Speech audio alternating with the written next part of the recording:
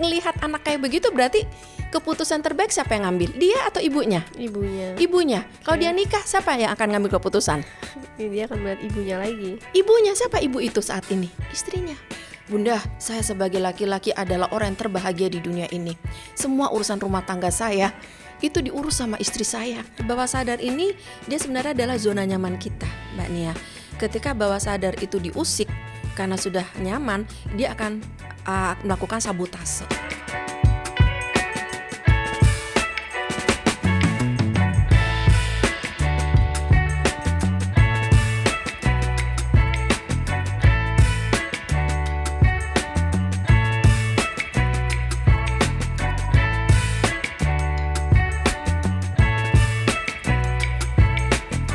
Halo Sobat Anak Indonesia, ketemu lagi dalam program Temania yang akan hadir hanya di Aris Merdeka Official. Jangan lupa untuk like, comment, share, dan subscribe.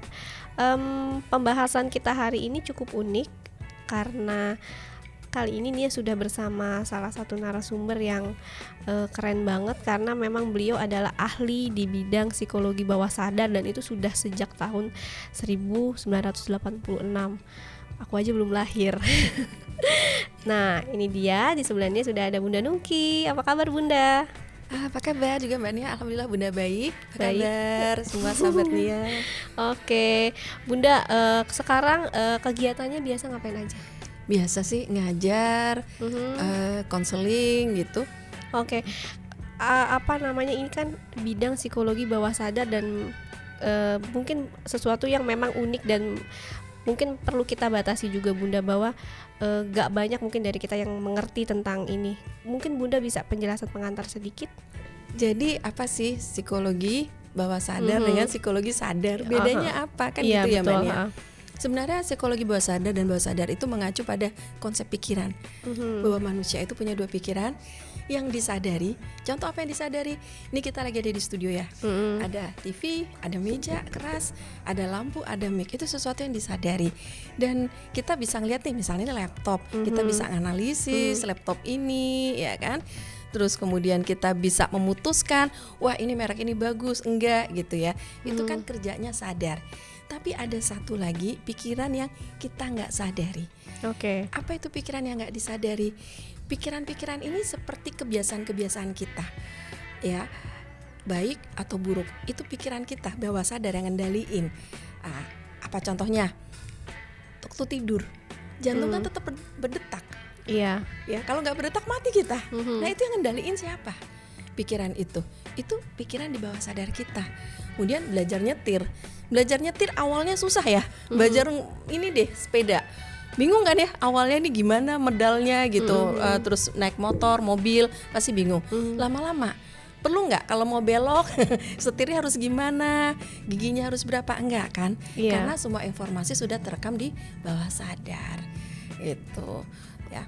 Kemudian bawah sadar juga isinya macam-macam, nggak cuman dia kebiasaan kita, tapi memori kita dari dulu sampai sekarang itu terekam di bawah sadar ya. Kalau nggak ada bawah sadar ini kita repot. Mengapa? Contoh dimarahin nih sama orang tua. Kalau nggak ada si bawah sadar ini, kita masih inget nih omelan guru, omelan orang tua, bikin nggak bisa tidur. Kenapa? Inget terus. Karena ada bawah sadar, dia direpress, dipendam di bawah sadar, seolah-olah nggak ada apa-apa gitu. Padahal memori itu sebenarnya masih ada. Itu contohnya ya.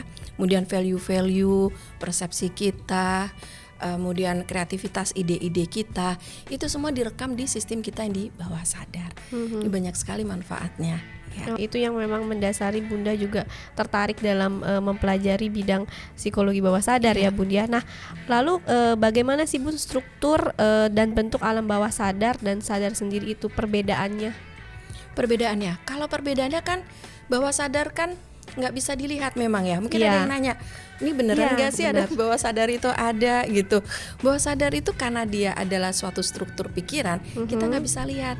Tapi faktanya kita bisa lihat. Contoh faktanya kita bisa lihat ya. Kalau kita ketemu seseorang yang kita nggak suka, atau orang tuh udah bikin polah lah sama kita, secara otomatis tubuh kita akan menghindari orang tersebut. Contoh nih, orang yang pernah dilecehin oleh seseorang, itu secara otomatis Mbak Nia, kalau orang itu pernah dilecehkan misalnya area sininya ya, ketika ketemu sosok yang melecehkan dia akan secara otomatis nutup begini. Oke, itu alam bawah sadarnya. Siapa yang gerakin itu? Yang menggerakkan itu adalah sistem di bawah sadar dia. Kan ada memori di situ. Bawah sadar merekam memori itu. Orang itu pernah melukai, jangan sampai terlukai lagi. Maka sistem bawah sadar, pikiran bawah sadar memerintahkan tutup, jangan sampai kamu diganggu lagi. Inilah responnya kita lakukan. Oke. Secara nggak sadar itu yang kita lakukan. Benar. Tadi. Dan bahas uniknya adalah dia jujur apa adanya, nggak ada yang ditutup-tutupi karena nggak bisa dikendalikan. Sama kayak misalnya slip of the tongue begitu ya Bun? Iya. Atau sama atau enggak? Kalau slip of the tongue itu kan memori itu biasa mengalami blok ya. Karena memori itu mungkin menyakitkan, dia nggak siap untuk ingat itu atau dia ingin melupakan. Nah akhirnya memori bawah sadar itu melakukan pemblokiran, kita nggak bisa ingat lagi. Bisa seperti itu kejadiannya. Oke. Nah Bun, saya kan sering mendengar bahwa pandangan ilmu bawah sadar itu sama dengan ilmu yang subjektif, begitu ya?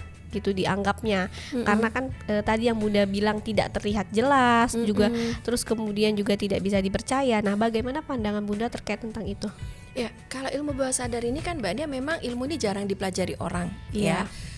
Karena dia masuk di kategori fine psychology, memang ilmu yang sangat halus, psikologi halus banget, psikologi dalam. Jadi bagaimana kita bisa tahu bahwa itu benar-benar real? Nah, makanya Bunda mengembangkan jalur pembacaan bawah sadar itu melalui 4 jalur komunikasi. Pertama itu lewat bahasa tubuh, tulisan tangan, fisionomi, sama intuisi. Kalau lewat bahasa tubuh itu gimana? Lewat bahasa tubuh tadi secara otomatis ketika kita nggak suka dengan seseorang, itu tubuh kita langsung ngecil. Ya, kalau kita misalnya diajak ini kalau sahabatnya diajak nih ya, pergi ke Dufan gitu, seneng dong ya diajak ke Dufan. Kira-kira ada nggak? Yuk besok pergi ke Dufan, langsung hore kayak nggak ada ya. Pasti gimana? Pergi gitu kan? Karena apa? Memang bahasa tubuh itu sifatnya universal, polanya ada. Ketika kita suka dengan sesuatu, tubuh kita akan membuka. Demikian juga dengan tulisan tangan. Kalau tulisan tangan itu kalau menunjukkan bahwa kita suka dengan sesuatu, tulisan kita akan cenderung tuh membesar, Mbak Nia. Kalau kita merasa harus fokus atau kita nggak suka dengan sesuatu, itu tulisan tangan kita cenderung tuh ngecil. Jadi memang ada pola-pola. Pola-pola itu sifatnya universal, dia apa adanya, sehingga bisa dianalisis lebih objektif apa adanya, karena dia nggak bisa dikontrol. Dan itu sesuatu yang keren juga ya, dari tulisan bisa melihat apa yang memang sedang terjadi, gitu-gitu ya, dari apa adanya, nggak bisa dibohongin. Bisa gitu ya Bun ya. Nah Bun, mungkin bisa dijelasin nggak Bun, misalnya kayak ada bukti-bukti atau misalnya ada penelitian ilmiah dari alam bawah sadar itu sendiri tentang manusia gitu Bun. Nah mungkin ada penelitiannya yang Bunda tahu atau gimana, jadi ini memang sesuatu yang sahabat atau temannya di luar sana merasa benar ternyata sudah ada kah penelitian atau data-data yang memang benar yang Bunda temukan gitu. Kalau bukti-bukti ilmiah itu, riset bawah sadar ini kan fine psychology ya, halus. Dia banyak ditemukan di riset-riset terkait dengan ESP, extra sensory perception. Itu banyak sekali di situ. Bukti-bukti bahwa ternyata batin kita itu bisa terbaca, teranalisis ya, terconnecting, itu banyak sekali bukti-buktinya di situ ya. Contoh ada eksperimen, Bunda lupa ya, lupa tapi maksudnya lupa nama jurnalnya gitu ya, siapa researchernya. Tapi waktu itu risetnya gini, ada peserta yang dia itu dikasih alat detektor fisiologis. Para ahli itu ingin tahu bagaimana respon tubuh ketika dari jarak jauh para ahli itu menyebut sesuatu atau memilih suatu gambar, tapi orang di dalam ruangan itu nggak tahu apa yang dipilih oleh si ahli ya. Jadi ibaratnya kayak si ahli itu memilih ini kemudian mengirimkannya secara telepatik kepada orang-orang di dalam ruangan ya. Nah yang unik adalah ketika para ahli ini mereka lagi diem, belum memutuskan memilih gambar apalagi yang berikutnya. Gambar waktu itu ada 2 Mbak Nia. Gambar yang menakutkan sama gambar yang menyenangkan, mungkin gambar lucu gitu, menakutkan atau bikin sedih lah, pokoknya yang bikin emosi nggak nyaman gitu. Nah itu kan setiap selesai percobaan kan para ahli break dulu tuh sebentar, memutuskan kita mau milih gambar apa lagi ya gitu. Nah uniknya di tubuh peserta sana ketika break itu diem, tubuh kita tuh diem, nggak berespon. Tapi ketika para ahli mulai mempertimbangkan, yuk kita milih gambar lagi gitu ya, kan ada jeda tuh biasanya ya sebelum percobaan kedua.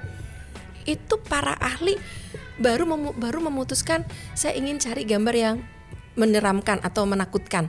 Baru mulai begitu aja, belum cari gambarnya. Itu di sana udah mulai beberapa detik, ada hitungan sekitar kurang 1 detik apa 1,5 detik, itu tubuh sudah mendeteksi bahwa para ahli itu akan memilih gambar yang menakutkan, dan fisiologi tubuhnya langsung drrrr gitu. Tuh para ahli bingung, kok mereka tahu di dalam ruangan itu bahwa para ahli ini akan mengambil gambar yang menakutkan. Kok tahu tubuh itu? Oke. Tuh. Padahal kan peserta nggak tahu, hanya didetek fisiologinya aja. Tapi bahkan sebelum ahli itu memilih udah tahu. Berarti kan ada suatu fenomena yang kita nggak pernah tahu tentang tubuh manusia itu sendiri. Fenomena ini siapa yang ngatur? Sistem bawah sadar itu sendiri. Oke. Nah kalau Bunda sendiri, apakah Bunda pernah punya pengalaman pribadi berkaitan dengan alam bawah sadar ini? Banyak banget Mbak Nia. Bunda tuh sampai bingung, apa ya yang mau diceritain tuh, karena banyak banget pengalamannya. Tapi ini mungkin ada beberapa yang bisa Bunda ceritain ya. Bentar nih, tak cari dulu. Nah ini dia, Bunda ada waktu itu kasus kelumpuhan ibu tuh usia 60 tahun. Betulan ibu ini anaknya tuh muridnya Bunda. Ibunya 6 bulan lumpuh, diobatin gak ada perubahan. Dia langsung tahu bahwa ibunya ini sebenarnya sakit bukan karena fisik itu, tapi karena ada pemrograman di bawah sadarnya melakukan sabotase sehingga ibu ini lumpuh. Nah waktu Bunda datang ke sana, Bunda pelajari kasusnya, ternyata si ibu ini 60 tahun itu belum menopause loh. Kebayang gak? 60 belum menopause. Karena apa? Karena dia ngerasa saya sehat, saya baik-baik ya. Masih aktif, masih lincah. Sementara suaminya itu tinggal di suami itu kan pensiun, tinggal di rumah. Si ibu ini merasa bersalah, saya punya suami di rumah kok masih keliaran kemana-mana. Tapi ibu ini juga nggak nyaman tuh tinggal di rumah karena terbiasa aktif sebagai ketua majelis taklim. Apa yang dibuat oleh bawah sadarnya? Dibikin lumpuh. Oh ya? Jadi Bunda minta gini, udah ibu minta maaf sama bapak mau maafin ibu, mau. Udah mereka berdua saling bermaafan ya. Habis itu Bunda minta, udah ibu sekarang berdiri jalan. Ibunya bilang, tapi kan saya lumpuh Bunda. Enggak, udah ibu udah baik-baik aja. Berdiri bu, jalan. Berdiri jalan. Sampai nangis ibu itu. Jadi betapa ya sistem bawah sadar kita tuh luar biasa.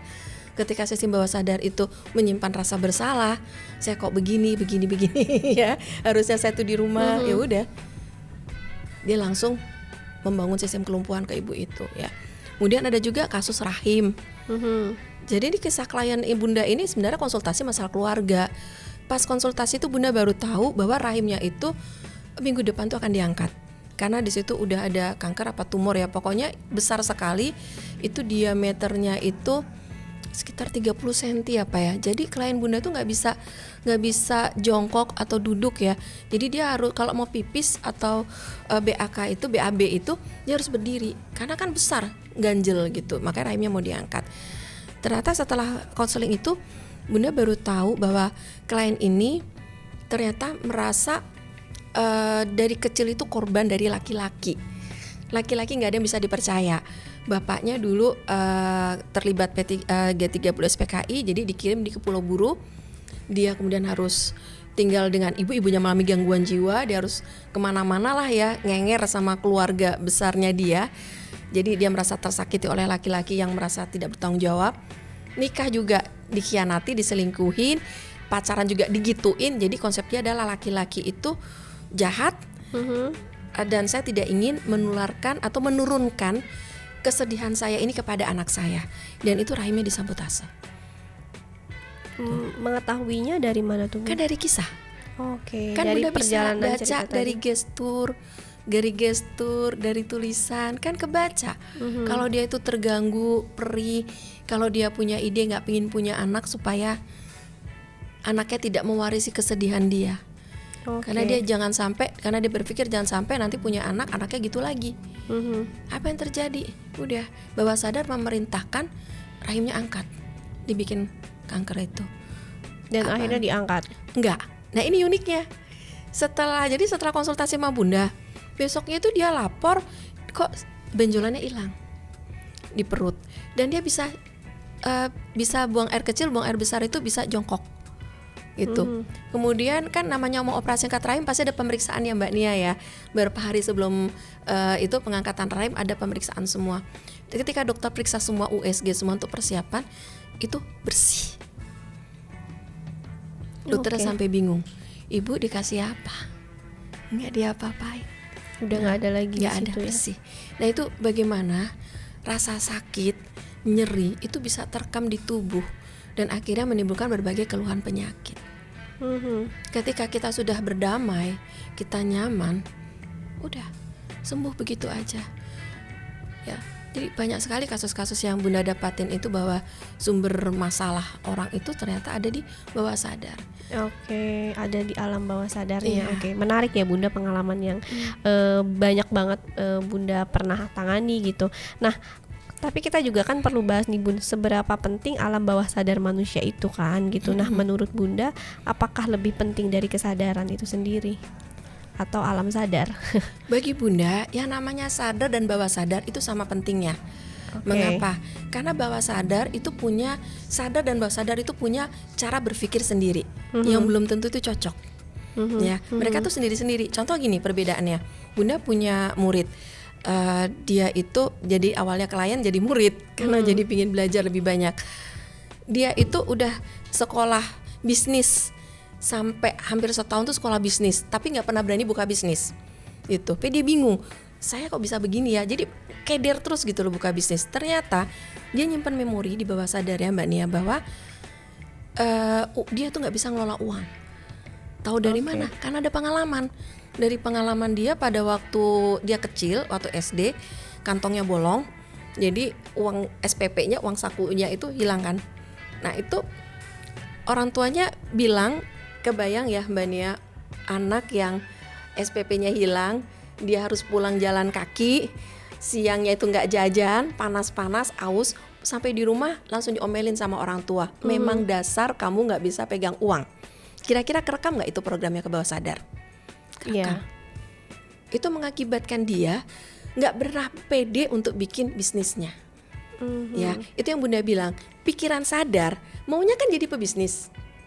Bener nggak? Iya. Pikiran sadar seperti itu, udah belajar ini ya. Harusnya dengan modal itu pede dong. Kan udah belajar setahun jadi pebisnis, kok nggak pede? Ternyata bawah sadar programnya apa? Adalah, kamu nggak bisa jadi pengusaha lah. Kamu tuh payah lah jadi pengusaha. Udah, akhirnya disabotase terus bisnisnya. Minder ya dia merasanya. Iya, dia merasa nggak pernah layak, nggak pernah mampu, atau deg-degan atau takut gitu ya. Banyak cara untuk mensabotase bawah sadar itu dengan segala hal. Kenapa? Dia punya mekanisme sendiri, punya energi sendiri. Sadar juga punya jalannya sendiri. Ya, kalau sadar itu kan drivernya di otak kiri, bawah sadar otak kanan, drivernya. Ya, mereka saling kerjasama ketika kita sudah ada pemaknaan baru tentang itu. Makanya kenapa sadar, bawah sadar harus balance. Supaya kita tahu, oh kita disabotase terus ya, ini ada apa, sudah berusaha. Nah ternyata bawah sadar kita programnya gitu. Jadi keduanya itu penting, baik alam bawah sadar maupun bawah sadar. Nah tadi saya juga udah tahu, dan mungkin temannya di luar sana juga tahu seberapa penting alam bawah sadar itu ya Bun ya. Nah tapi bagaimana sih Bun perkembangan alam bawah sadar itu sendiri di lingkungan atau di hidup manusia itu? Iya, jadi penasaran ya sahabat Nia ya, gimana sih bawah sadar itu terekam? Jadi bawah sadar itu terekam mulai dari lahir. Oke, jadi itu berkaitan dengan bagaimana masa kecil seseorang. Bener, that's it. Yang disebut dengan inner child. Nanti kita, ya inner child itu nanti kita bicara ya tentang inner child itu sendiri. Kita belajar dulu nih, biar nggak bingung Bundanya jelasin. Jadi kenapa kita kalau Islam disuruh kan ibunya harus banyak doa, banyak sholat, dan suaminya itu harus banyak memberi dukungan kepada ibunya. Karena ternyata memang proses dari itu sendiri sudah dibentuk dari lahir. Bayi-bayi yang saat ibunya itu hamil banyak masalah, itu pasti lebih rewel. Ya kan? Tapi kalau pada saat bayi dia merasa aman, nyaman, ya bayi ini nanti akan punya mental yang tangguh. Jadi memang proses kepribadian dibentuk dari mulai bayi itu sendiri. Setelah lahir, ini nanti akan mendapat penguat atau tidak. Kalau dia kuat, maksudnya kuat misalnya gini, ibunya mendukung, orang tuanya mendukung, perkembangan diri bagus, berarti dia akan punya basis yang bagus sampai 2 tahun. Sampai 2 tahun pertama kehidupan anak, semua informasi itu langsung bebas masuk tanpa ada filter. Karena filter bawah sadar belum terbentuk. Jadi bawah sadar itu ada filter, sahabatnya, ya supaya informasi itu tidak bebas masuk begitu saja. Tapi 2 tahun pertama tidak ada filter, no filter, masuk semua. Makanya dibilangkan 2 tahun itu golden moment, karena semua informasi diserap anak begitu saja. Setelah 2 tahun sampai 8 tahun, filter tuh mulai menebal, dikit nebel, ya. Nah, setelah itu sampai 10 tahun filter tuh sudah tertutup. Makanya kenapa problem anak itu nanti umur 8-10 tahun itu problemnya adalah anak itu nakal, nggak mau dikasih tahu, tambeng, ya. Itu karena apa? Karena kepribadian dasar sudah terbentuk. Kan bawah sadar itu sistem dari kepribadiannya kita dibentuk di situ. Jadi udah di situ anak sudah punya kemauannya sendiri, sudah punya keinginan sendiri. Mulailah dia berani untuk protes, bangkang. Nah itu usia tuh mulai di atas 10 tahun karena filter udah terbentuk. Oke. Nah, berkaitan sama yang tadi Bun, berarti kan memang sudah terbentuk dari masa kecilnya tadi ya. Nah, kalau misalnya itu berhubungan dari masa kecilnya seseorang, itu atau bisa nggak disebut sebagai inner child-nya? Nah, di dalam bawah sadar itu banyak inner. Ya, ada inner parent, ada inner couple, ada inner inner maid, inner child, inner money. Waduh banyak banget inner. Apa sih inner itu? Ini bagi Bunda ya. Inner itu adalah suatu program bawah sadar yang terekam di bawah sadar terkait suatu konsep. Misalnya inner child itu adalah suatu konsep bagaimana dia akan muncul saat kita stres. Ya, karena ini pola yang sudah dilakukan dari kecil. Itu terbawa sampai dewasa. Itu adalah inner child. Misalnya saat stres, misalnya gini, ada orang yang ketika dia menghadapi tantangan kok langsung loyo, ya. Tapi ada orang yang langsung semangat. Karena apa? Karena dasarnya dibentuk dari dia kecil itu. Kalau dari kecil dia ada masalah, selalu dibantu. Akhirnya inner child-nya terbentuk. Kalau saya ada masalah, nanti harus dibantu oleh orang lain. Jadi pasif, pasrah gitu ya. Tapi ada orang yang enggak, saya harus mandiri, saya harus jadi orang yang powerful gitu. Nah, orang seperti ini ketika ada masalah, dia pasti akan berusaha nyelesain sendiri karena diajarkan jangan menunggu. Nah, ini proses. Makanya ini juga masukan nih buat sahabat nih ya, Bapak Ibunya yang nonton ya. Nih, yuk, anak-anak itu kan nanti akan besar ya. Nah, sahabatnya semua akan besar ya. Kalau ada masalah coba deh selesain sendiri. Ya, jangan selalu menunggu karena apa, nanti tantangannya ke depan itu makin banyak, makin kompleks. Jadi belajar untuk memecahkan masalah mulai dari sekarang. Memecahkan masalah sendiri. Jadi kalau ada masalah yang lebih besar lagi juga bisa udah tahu ya Bun ya, permasalahan solusinya harus ngapain. Benar, gitu. Karena itu kan terekam. Karena terekam di bawah sadar. Sama nih Mbak Nia nih, korban-korban kayak pelecehan seksual ya. Bunda pikir dulu mereka itu bakal menjadi trauma, bakal stres ya. Ternyata mungkin karena udah belajar untuk nerima gitu ya, mereka itu jauh lebih agile ya. Jadi mereka seringkali bukan trauma karena pelecehan seksual, misalnya untuk kasus TPPO ya, penjualan anak gitu. Mereka bukan trauma karena pelecehan itu, tapi trauma karena faktor lainnya. Misalnya karena perpisahan dengan orang tuanya, itu lebih ke situ sebenarnya ya. Jadi ada masalah apa-apa ya, kita yakin bahwa itu cara untuk membuat bawah sadar kita menjadi lebih tangguh ya. Nah Bun, selanjutnya bagaimana sih Bun cara kerja dari alam bawah sadar dan pengaruhnya bagi kehidupan manusia? Ya, bawah sadar ini dia kan membentuk suatu konsep ya, persepsi di dalam bawah sadar itu. Nah, peristiwa itu selalu netral. Netral selalu peristiwa itu. Kitalah yang memberi makna atas peristiwa itu ya. Contoh kalau misalnya misalnya ada kecelakaan deh di air misalnya. Ada orang yang ketika kecelakaan di air akhirnya trauma sama air. Bunda punya klien loh, bertahun-tahun gak pernah mandi, takut sama air. Iya, takut. Jadi kalau mandi cuma pakai tisu basah. Terus minum juga gak berani minum air. Minumnya itu harus susu, pokoknya bukan air yang putih, karena takut trauma.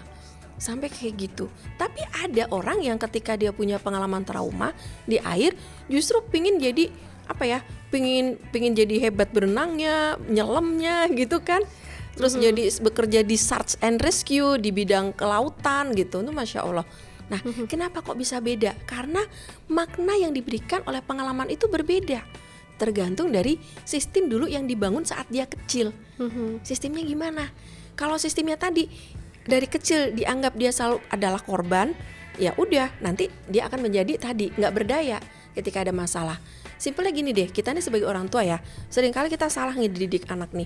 Contoh gini, anak nih kita selalu bilang ini, emang duit, kalau anak kita duit nih untuk uang jajan, enak aja emang duit ngambil kayak di daun tinggal metik gitu ya, itu. Atau uang jatuh gitu aja dari langit ya. Apa yang terjadi kira-kira di inner child-nya anak itu tentang konsep uang itu sendiri? Kira-kira gimana Mbak Nia? Kalau orang tua selalu ngajarin uang itu emang uang ngambil di daun gitu, tinggal dipetik, atau uang jatuh gitu aja, kira-kira apa ada di perekaman anak-anak? Negatif ya, sesuatu hal yang negatif. Uang itu susah, bener nggak? Uang tuh susah, ya, nggak bisa datang gitu aja. Harus berusaha dengan keras. Harus berusaha keras, iya. Anak pingin ini, pingin itu, enak aja, nyadar dong, uang dari mana? Nah, gitu. Oke, komunikasi dari orang tuanya juga agak-agak keras gitu ya. Iya, apalagi dengan mata ngelotot-ngelotot gitu ya. Waduh, emosinya double-double jadinya. Bahwa memang uang itu sulit banget. Padahal kan kalau kita pelajari, ya bagi Allah sangat mudah kan. Mendatangin uang apa aja susah. Apa saja itu kan sangat mudah. Kemudian ada konsep juga misalnya, kalau main hujan nanti apa? Sakit. Terus kita main hujan nih waktu kecil ya, beneran sakit. Kira-kira jadi percaya nggak Mbak Nia kalau hujan itu bikin sakit? Jadi percaya. Jadi percaya. Masuk ke memori bawah sadar. Akhirnya kena hujan dikit pusing. Gitu. Padahal kan kalau dalam Al-Quran hujan itu rahmat. Oke, iya kan? Nilai-nilai yang memang udah ditanamkan sejak kecil akhirnya terbawa hingga dewasa, bener. Ya. Nah, hati-hati, ini pondasinya masuk ke kepribadian. Makanya susah kan mau dirubah kalau udah terlanjur kebentuk gimana? Tapi bisa kok dibentuk dengan apa tadi, dengan kesadaran, dengan pengetahuan, pemaknaan ulang, itu bisa dirubah. Bun, aku ada pertanyaan yang sebenarnya agak random nih. Tapi mungkin beberapa orang atau teman Nia di luar sana juga penasaran.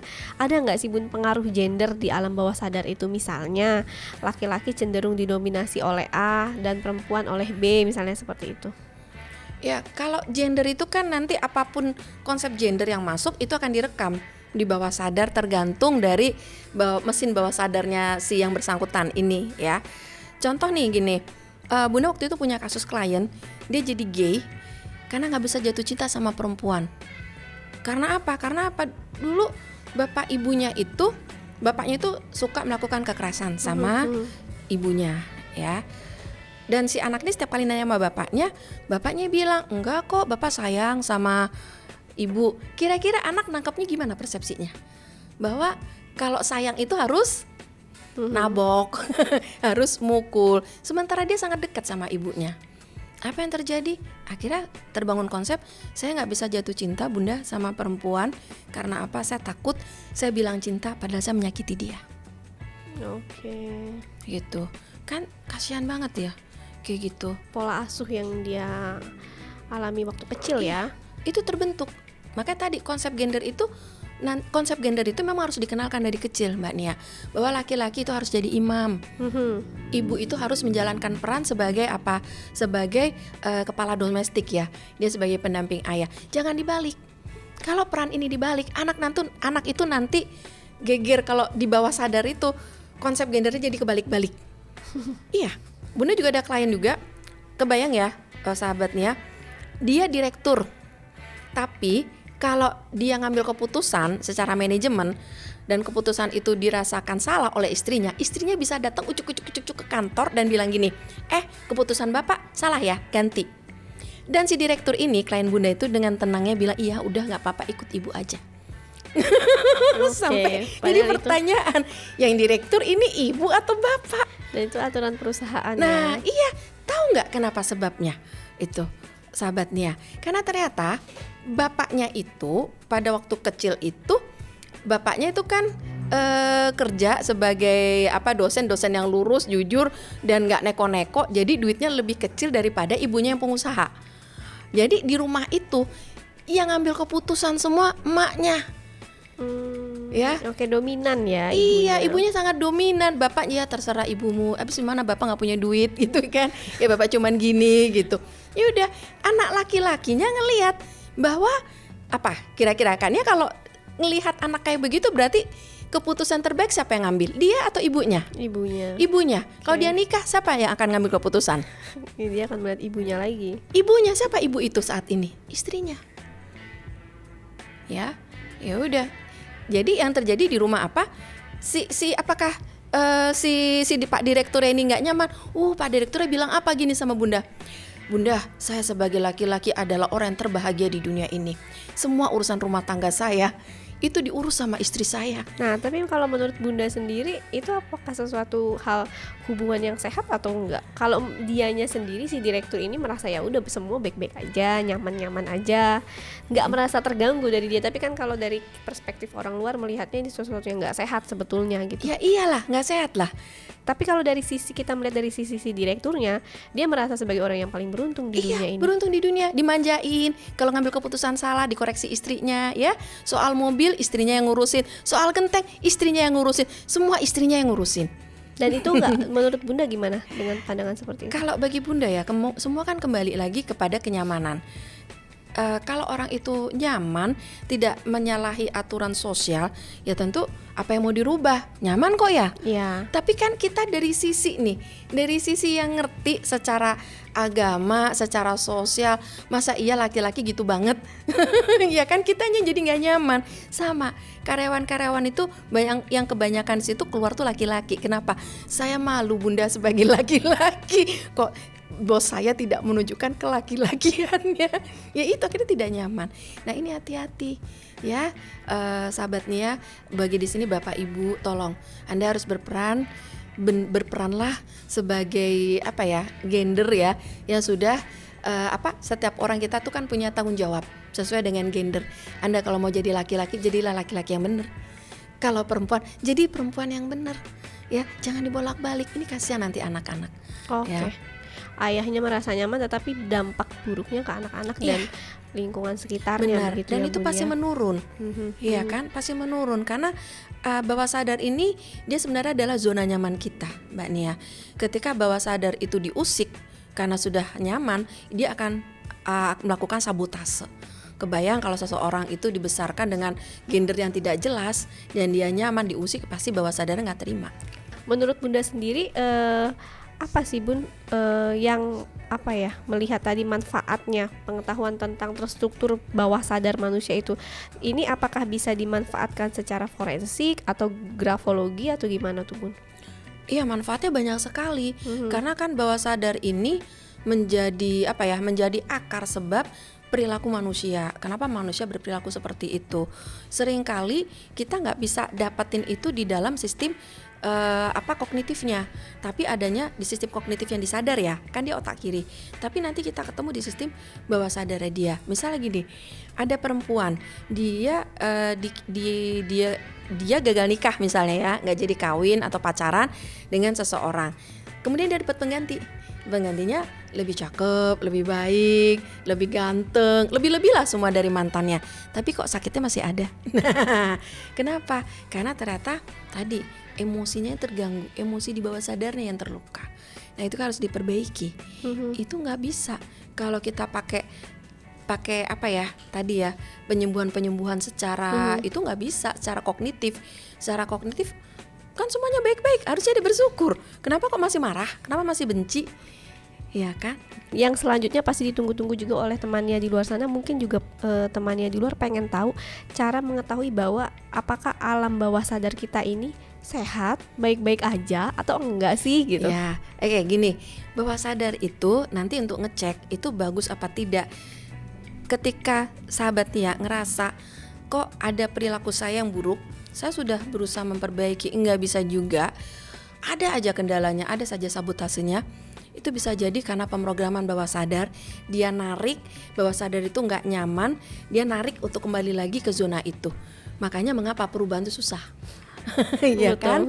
Perubahan itu susah. Kenapa? Karena dianggap ancaman bagi si mesin bawah sadar ini. Ya, maka harus punya meaning yang baru supaya kita bisa lepas dari pemrograman si bawah sadar ini.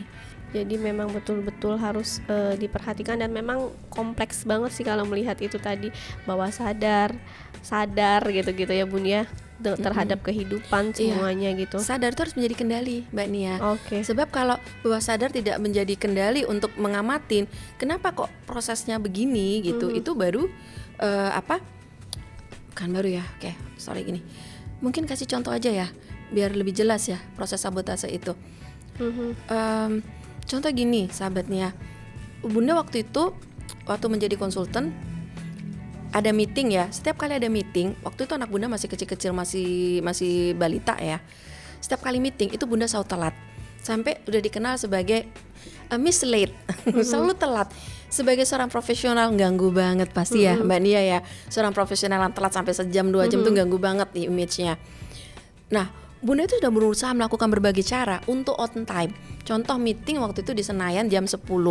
Bunda dari rumah dekat Kelapa Gading jam 7. Harusnya kalau berangkat jam 7 bisa dong ya, tiba jam 10. Rasanya nggak mungkin ya, nggak tiba jam 10 itu. 3 jam masuk nggak nyampe. Tapi nyatanya telat juga. Nah, terus setelah Bunda telusuri ternyata apa? Bunda waktu itu punya komitmen. Kalau anak masih kecil, Bunda harus harus benar-benar in charge lah gitu, nggak mau kasih ke babysitter gitu. Nah ternyata dia berontak sistem ini, ngingetin, reminding, kamu kan udah punya komitmen sama anak, nggak boleh gitu dong. Jadi gitu Mbak Nia, setiap kali Bunda mau pergi ada aja anak minta susu lah, entah kejebur got lah, entah apalah. Ada aja untuk telat. Ternyata ya Allah tuh sistem bawah sadar sampai segitu bisa create. Karena nanti kalau kita bicara lebih dalam lagi, bawah sadar itu not only pikiran, dia punya sistem energi. Makanya dia punya cara pikir sendiri, dia punya pola sendiri. Jadi saya bisa menyimpulkan bahwa bawah sadar ini memang cukup kompleks begitu ya Bun. Nah di sisi lain Bun, saya melihat bahwa misalnya fenomena nikah muda yang memungkinkan seseorang yang belum matang atau belum bisa memahami bawah sadarnya begitu. Nah memilih akhirnya untuk menikah ya Bun. Nah biasanya bagaimana sih dampak bagi kehidupan pernikahan dan perkembangan anaknya nanti? Apakah menikah muda itu selalu masalah ya? Sebenarnya enggak juga sih ya. Tergantung ya pemirsa, kalau niatnya memang itu kita nikah untuk ibadah, untuk kebaikan, karena apa ya, kita tahu ya pengaruhnya sekarang handphone Masya Allah luar biasa, menghindarin itu dan itu ikhlas, ya akan terjadi penyesuaian diri yang baik, itu nggak ada masalah, karena ada kesadaran bahwa ini memang tanggung jawab saya, dengan sepenuh hati saya menjalani pernikahan ini. Jadi masalah kalau pernikahan itu kecelakaan, ya kan, karena sesuatu yang dipaksain gitu misalnya, atau sesuatu terjadi ya tadi ya Bunda bilang kecelakaan, akhirnya jadi beban. Pernikahan itu bukan suatu nikmat lagi, tidak suatu ibadah lagi, di situ baru jadi masalah.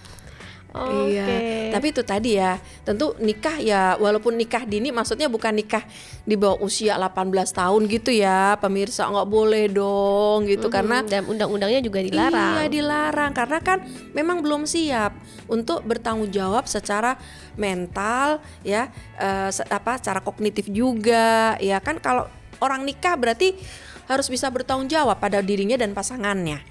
Kalau usia di bawah situ kan kapabilitasnya belum berkembang ya. Terakhir nih dari saya Bun, apa tips untuk teman Nia di rumah yang supaya mereka bisa mengenali bahwa alam bawah sadar ini bisa meningkatkan kualitas dirinya, juga berdampak pada tempat tinggal di sekitarnya. Bawah sadar ini kan dia ini sistem yang melayanin kita ya, atau servo mekanisme. Jadi istilah bawah sadar itu dengan hal-hal yang positif ya. Caranya apa? Banyak berprasangka positif ya. Karena apa? Dengan kita memasukkan prasangka yang positif, maka sistem bawah sadar itu menjadi tenang, kerjanya pun smooth. Tapi kalau kita merasa terancam, merasa galau terus-menerus, maka sistem bawah sadar ini pun akan menganggap ini suatu ancaman. Ketika dia menganggap ancaman, maka bawah sadar ini akan melakukan hal-hal yang itu merugikan kita. Gitu, ya. Oke. Terima kasih banyak nih Bun tentang bidang psikologi bawah sadar yang memang masih banyak yang belum tahu dan memang sebetulnya sangat kompleks gitu. Terima kasih banyak Bunda sudah hadir di podcast Temania. Sehat-sehat ya juga, Bunda. Mbak Nia juga. Nanti kita kapan-kapan bertemu lagi. Semoga Bunda sehat dan sukses terus ya Bunda. Amin. Mbak Nia juga, sahabatnya juga. Oke, temannya itu tadi obrolan bareng Bunda Nungki. Semoga ini bisa menjadi manfaat untuk temannya di luar sana. Kalau misalnya nanti mau kontak-kontak Bunda Nungki atau informasi selanjutnya, nanti Instagramnya nanti kita masukkan di Bunda Nungki. Bisa nanti di www.bundanunki.com. Bisa join komunitas juga, banyak acara-acara Bunda juga di situ. Oke. Nah, itu tadi. Jangan lupa saksikan Temania hanya di Aris Merdeka Official. Jangan lupa untuk like, comment, share, dan subscribe. Serta jangan lupa nyalakan notifikasinya. Saya Nia undur diri. Sampai jumpa. Dadah.